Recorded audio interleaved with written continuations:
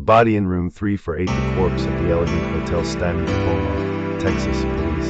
They could find no motive for the killing of Popular Oil. The gas man Greg Flanagan, no explanation for how he had received his strange internal injuries. Then on tracking down his killer, Flanagan's widow, Susie, turned to private investigator Ken Brennan, the subject of a previous Family Affair story. Once again, as Mark Bowden reports, it was Brennan's sleuthing that cracked the case. Flanagan traveled light and lived tied in.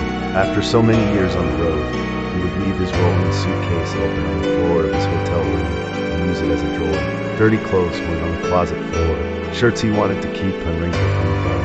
Toiletries were in the pockets of the cloth folding case that hooked onto a towel rack in the bathroom. At the end of the day, he would slide off his worn brown leather boots and line them up by the suitcase, drop his faded jeans to the floor, and put on lightweight cotton pajama bottoms. Most evenings, he never left the room. He would crank up the air conditioner to light the cool room at night and sit on the bed, leaning back onto pillows propped against the headboard. Considerately, to avoid soiling the bedspread, he would lay out a clean white hand towel on which he placed his ashtray, cigarette pack, lighter, blackberry, a TV remote, and a candy bar.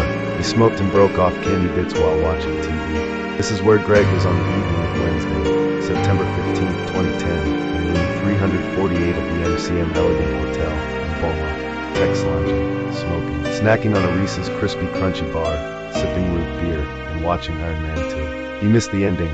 Greg was accustomed to solitary nights. As a young man, he had worked as a chief engineer on ocean-going vessels, spending months at sea. In middle age, he had reinvented himself as a landman, a familiar occupation in South Texas, easing the exploitation of mineral rights on private property for gas and oil companies. Slender, with a close-cropped white beard and the weathered skin of a lifelong outdoorsman, he had partnered with his brother Michael in a thriving oil land leasing business based in a small city east of Houston. Every Monday morning, he would make the 2-hour drive in his pickup from Lafayette, Louisiana, heading west on Interstate 10 through scruffy Gulf Shore farmland broken only by cell phone towers, oil derricks and billboards advertising motel chains, bayou restaurants, adult superstores, and other local attractions. It took him through the stink of the big ConocoPhillips refinery at Lake Charles, a forest of piping, giant tanks, and towering chains.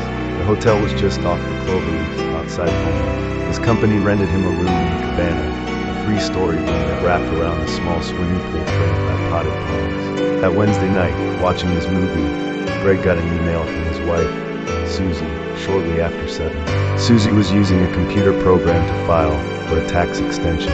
After she reported her progress, he wrote back, "You're doing good, babe."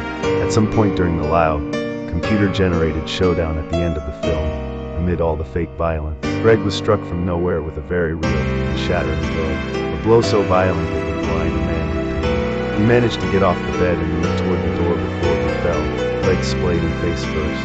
He was probably dead by the time his face hit the green rug.